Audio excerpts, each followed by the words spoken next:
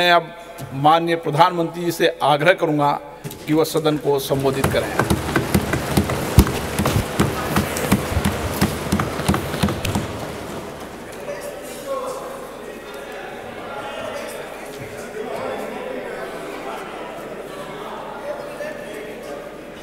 आदरणीय अध्यक्ष जी, नए संसद भवन का यह प्रथम और ऐतिहासिक सत्र है।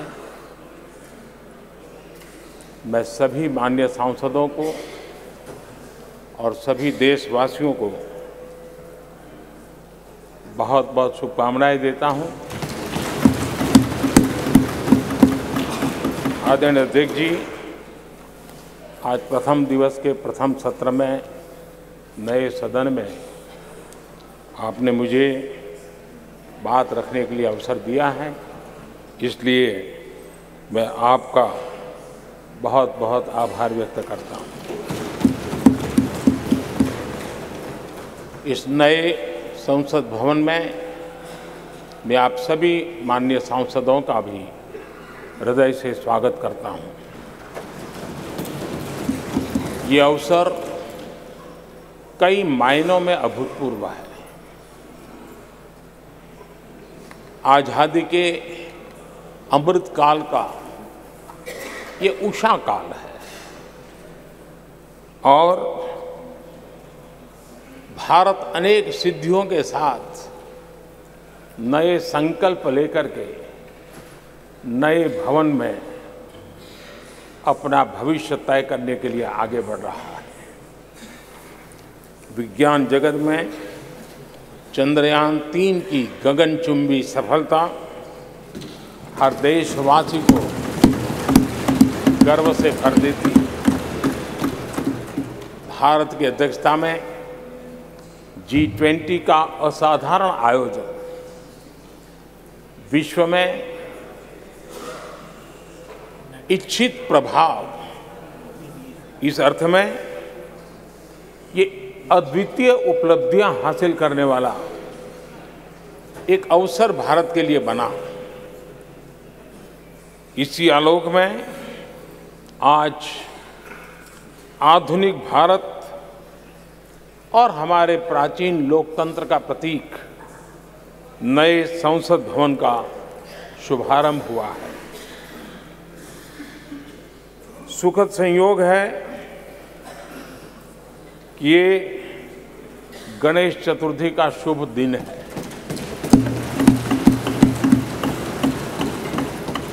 गणेश जी शुभता और सिद्धि के देवता है। गणेश जी विवेक और ज्ञान के भी देवता है। इस पावन दिवस पर हमारा ये शुभारंभ संकल्प से सिद्धि की ओर एक नए विश्वास के साथ यात्रा को आरंभ करने का है। आज़ादी के अमृत काल में हम जब नए संकल्पों को लेकर के चल रहे हैं, तब अब जब गणेश चतुर्थी का पर्व आज है, तब लोकमान्य तिलक की याद आना बहुत स्वाभाविक है। आज़ादी के आंदोलन में लोकमान्य तिलक जी ने गणेश उत्सव को एक सार्वजनिक गणेश उत्सव के रूप में प्रस्तावित करके पूरे राष्ट्र में सुराज्य की आहलेख जगाने का माध्यम बनाया था। लोकमान्य तिलक जी ने गणेश पर्व से सुराज्य की संकल्पना को शक्ति दी। उसी प्रकार से आज ये गणेश चतुर्थी का पर्व लोकमान्य तिलक जी ने स्वतंत्र भारत स्वराज्य की बात कही थी। आज हम समृद्ध भारत गणेश चतुर्थी के पावन दिवस पर उसकी प्रेरणा के साथ आगे बढ़ रहे हैं। सभी देशवासियों को इस अवसर पर फिर एक बार मैं बहुत बहुत बधाई देता हूं। आदरणीय अध्यक्ष जी, आज संवत्सरी का भी पर्व है। ये अपने आप में एक अद्भुत परंपरा है। इस दिन को एक प्रकार से क्षमा वाणी का भी पर्व कहते हैं। आज मिच्छामि दुक्कड़म कहने का दिन है। ये पर्व मन से, कर्म से, वचन से अगर जाने अनजाने किसी को भी दुख पहुंचाया है तो उसकी क्षमा याचना का अवसर है। मेरी तरफ से भी पूरी विनम्रता के साथ, पूरे हृदय से आप सभी को, सभी सांसद सदस्यों को और सभी देशवासियों को मिच्छामि दुक्कड़म। आज जब हम एक नई शुरुआत कर रहे हैं तब हमें अतीत की हर कड़वाहट को भुलाकर आगे बढ़ना है। इस स्पिरिट के साथ जब हम यहाँ से, हमारे आचरण से, हमारी वाणी से, हमारे संकल्पों से जो भी करेंगे, देश के लिए, राष्ट्र के एक एक नागरिक के लिए वो प्रेरणा का कारण बनना चाहिए और हम सबको इस दायित्व को निभाने के लिए भरसक प्रयास भी करना चाहिए। आदरणीय अध्यक्ष जी, ये भवन नया है, यहां सब कुछ नया है, सारी व्यवस्थाएं नई हैं। यहां तक आपके सब साथियों को भी आपने एक नए रंग रूप के साथ प्रस्तुत किया है।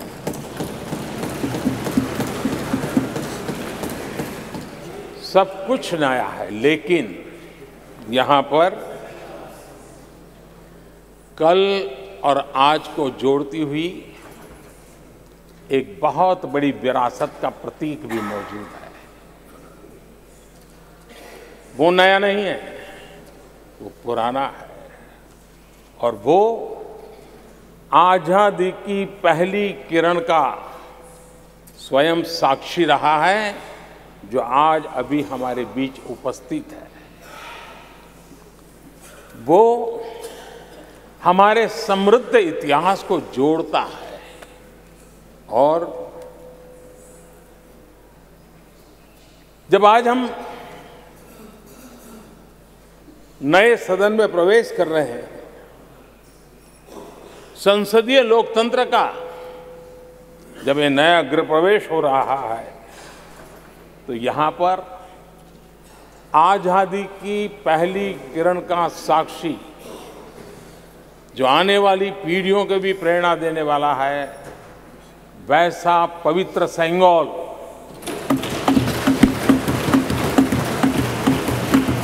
और ये वो सेंगोल है जिसको भारत के प्रथम प्रधानमंत्री पंडित नेहरू का स्पर्श हुआ था। ये पंडित नेहरू के हाथों में पूजा विधि कर करके आजादी के पर्व का प्रारंभ हुआ था और इसलिए एक बहुत महत्वपूर्ण अतीत को उसके साथ सेंगोल हमें जोड़ता है। तमिलनाडु की महान परंपरा का वो प्रतीक तो है ही, देश को जोड़ने का भी, देश की एकता का भी वो प्रतीक है। और हम सभी माननीय सांसदों को हमेशा जो पवित्र सेंगोल पंडित नेहरू के हाथ में शोभा देता था, वो आज हम सब की प्रेरणा का कारण बन रहा है। इससे बड़ा गर्व क्या हो सकता है। आदरणीय अध्यक्ष जी, नए संसद भवन की भव्यता आधुनिक भारत के महिमा को भी मंडित करती है। हमारे श्रमिक, हमारे इंजीनियर्स, हमारे कामगारों, उनका पसीना इसमें लगा है और कोरोना काल में भी उन्होंने जिस लगन से इस काम को किया है, क्योंकि मुझे कार्य जब चल रहा था तब उन श्रमिकों के बीच आने का बार बार मौका मिलता था और ख़ास करके मैं उनके स्वास्थ्य को लेकर के उनसे मिलने आता था। लेकिन ऐसे समय भी उन्होंने इस बहुत बड़े सपने को पूरा किया। आज मैं चाहूँगा कि हम सब हमारे उन श्रमिकों का, हमारे उन कामगारों का, हमारे इंजीनियर्स का हृदय से धन्यवाद करें, हृदय से, क्योंकि उनके द्वारा निर्मित भावी पीढ़ियों को प्रेरणा देने वाला है। और 30,000 से ज़्यादा श्रमिक बंधुओं ने परिश्रम किया है, पसीना बहाया है इस भव्य व्यवस्था को खड़ी करने के लिए और कई पीढ़ियों के लिए ये बहुत बड़ा योगदान है। माननीय अध्यक्ष जी, मैं उन श्रमयोगियों का नमन तो करता ही, लेकिन एक नई परंपरा का प्रारंभ हो रहा है, इसका मुझे अत्यंत आनंद है।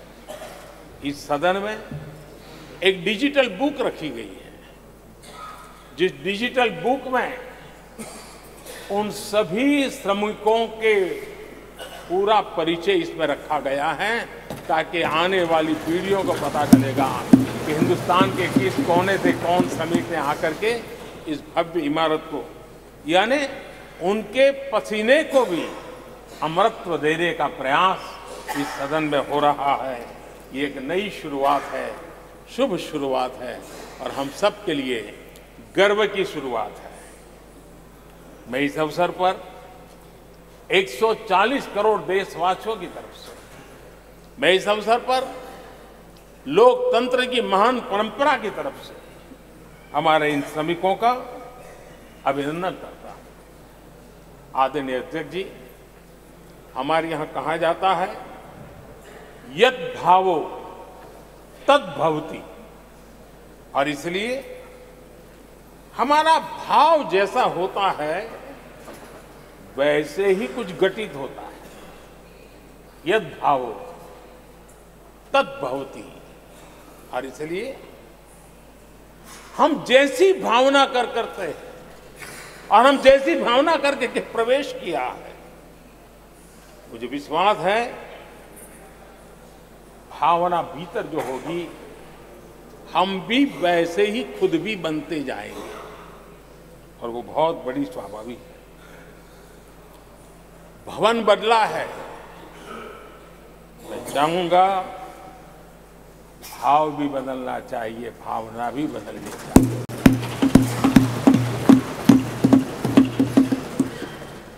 संसद राष्ट्र सेवा का सर्वोच्च स्थान है। ये संसद दलहित के लिए नहीं है। हमारे संविधान निर्माताओं ने इतनी पवित्र संस्था का निर्माण दलहित के लिए नहीं, सिर्फ और सिर्फ देश हित के लिए किया।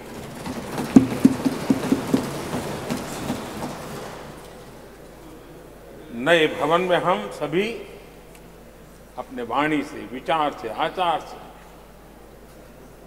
संविधान के जो स्पिरिट है उन मानदंडों को लेकर के, नए संकल्पों के अनुसार नई भाव को लेकर के, नई भावना को लेकर के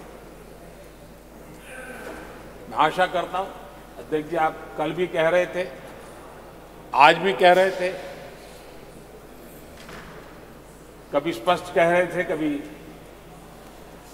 थोड़ा लपेट कर भी कह रहे थे, हम सांसदों के व्यवहार के संबंध में मैं मेरी तरफ से आपको आश्वासन देता हूं कि हमारा पूरा प्रयास रहेगा और मैं चाहूंगा कि सदन के नेता के नाते हम सभी सांसद आपकी आशा अपेक्षा में खरे उतरें, हम अनुशासन का पालन करें।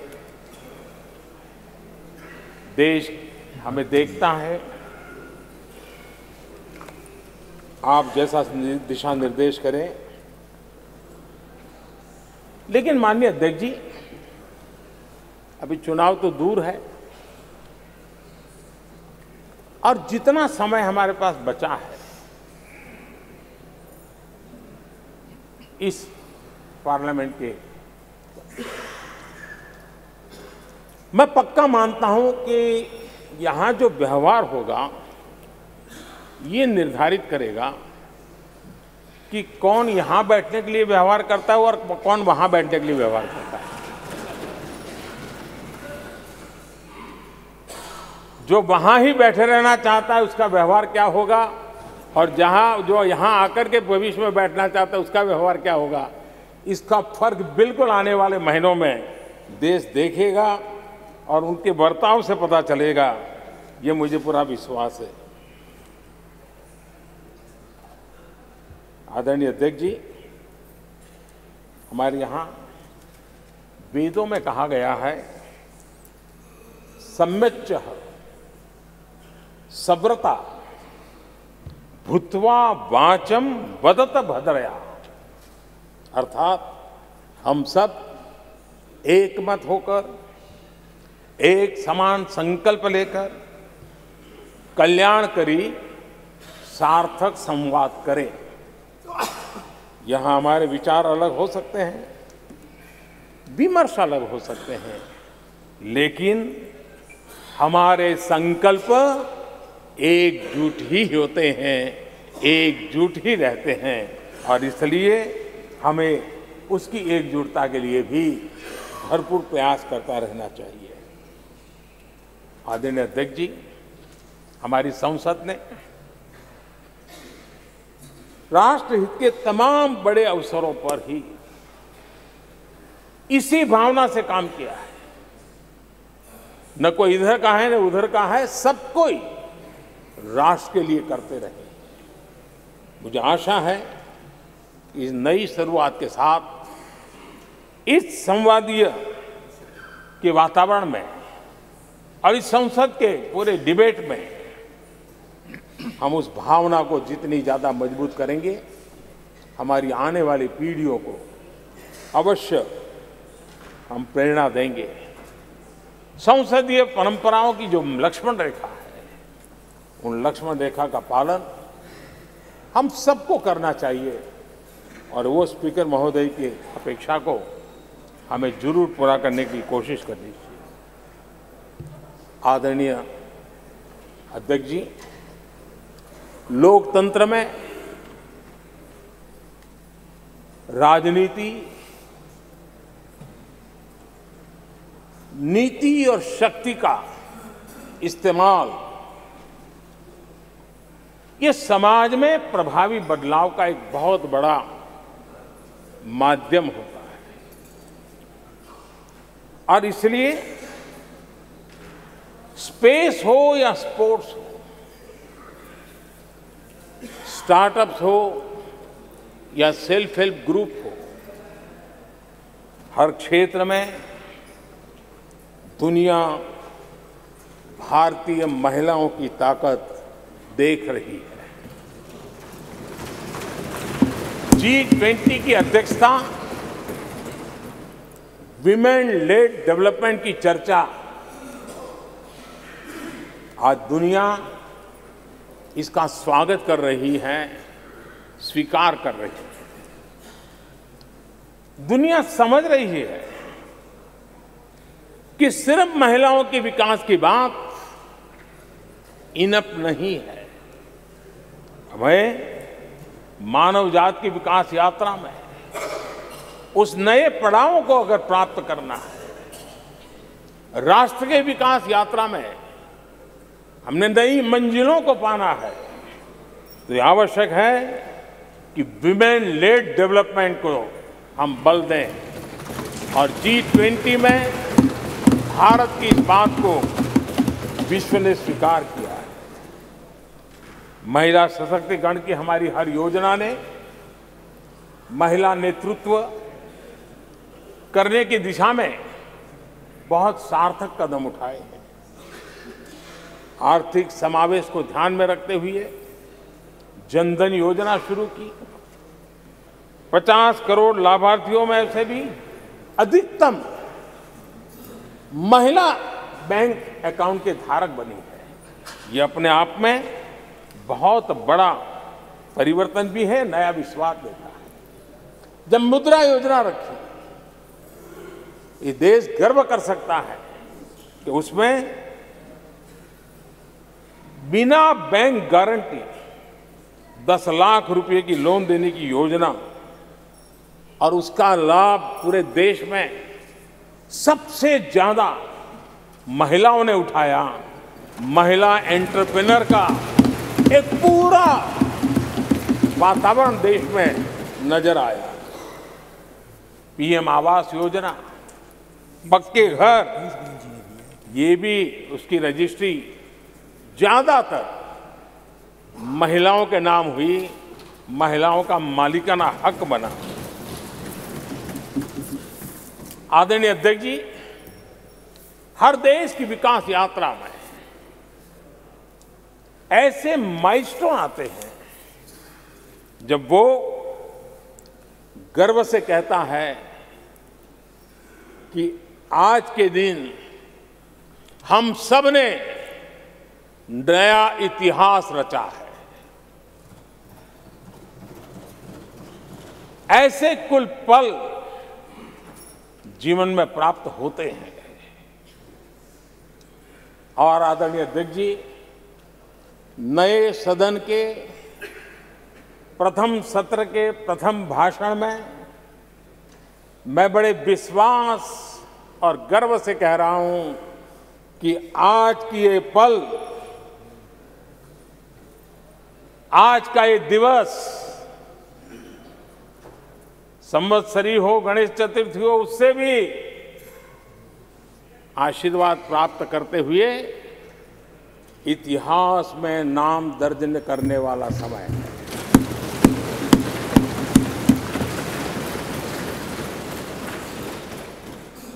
हम सब के लिए पल गर्व की पल है। अनेक वर्षों से महिला आरक्षण के संबंध में बहुत चर्चाएं हुई हैं, बहुत वाद विवाद हुए हैं। महिला आरक्षण को लेकर संसद में पहले भी कुछ प्रयास हुए हैं।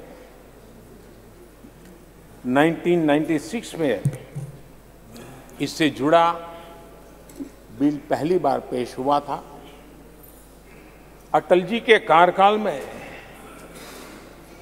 कई बार महिला आरक्षण का बिल पेश किया गया, कई बार, लेकिन उसे पार कराने के लिए आंकड़े नहीं जुटा पाए और उसके कारण वो सपना अधूरा रह गया। महिलाओं को अधिकार देने का, महिलाओं की शक्ति का उपयोग करने का वो काम, शायद ईश्वर ने ऐसे कई पवित्र काम के लिए मुझे चुना है।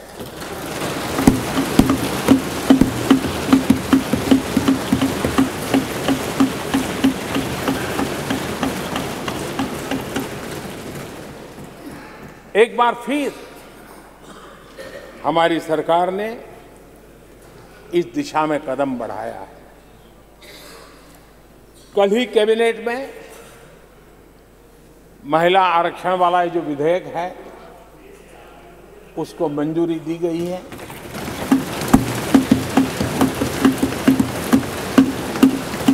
आज 19 सितंबर की ये तारीख इसीलिए इतिहास में अमरत्व को प्राप्त करने जा रहे हैं। आज जब महिलाएं हर सेक्टर में तेजी से आगे बढ़ रही हैं, नेतृत्व कर रही है, तो बहुत आवश्यक है कि नीति निर्धारण में, पॉलिसी मेकिंग में हमारी माताएं, बहनें, हमारी नारी शक्ति अधिकतम योगदान दें, ज्यादा से ज्यादा योगदान दें। योगदान ही नहीं, वे महत्वपूर्ण भूमिका निभाएं। आज इस ऐतिहासिक मौके पर नए संसद भवन में सदन की पहली कार्यवाही के रूप में, उस कार्यवाही के अवसर पर देश के इस नए बदलाव का आह्वान किया है और देश की नारी शक्ति के लिए सभी सांसद मिलकर के नए प्रवेश द्वार खोल दें। इसका आरंभ हम इस महत्वपूर्ण निर्णय से करने जा रहे हैं।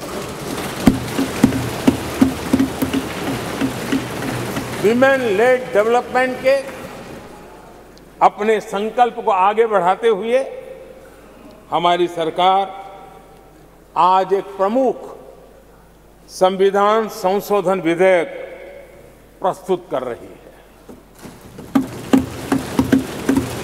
इस विधेयक का लक्ष्य लोकसभा और विधानसभाओं में महिलाओं की भागीदारी का विस्तार करने का है। नारी शक्ति वंदन अधिनियम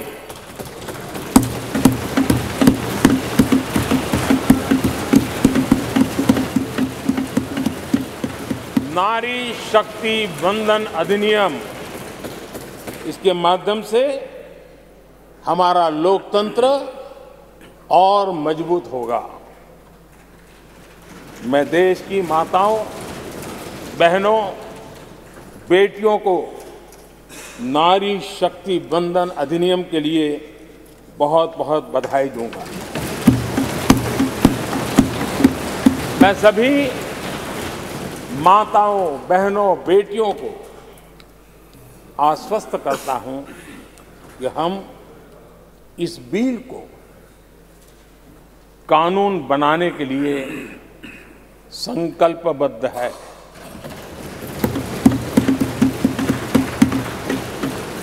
मैं इस सदन में सभी साथियों से आग्रहपूर्वक निवेदन करता हूं,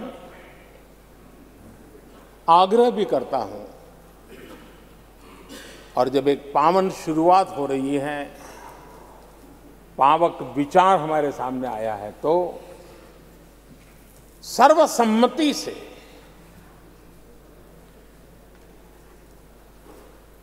जब ये बिल कानून बनेगा तो उसकी ताकत अनेक गुना बढ़ जाएगी।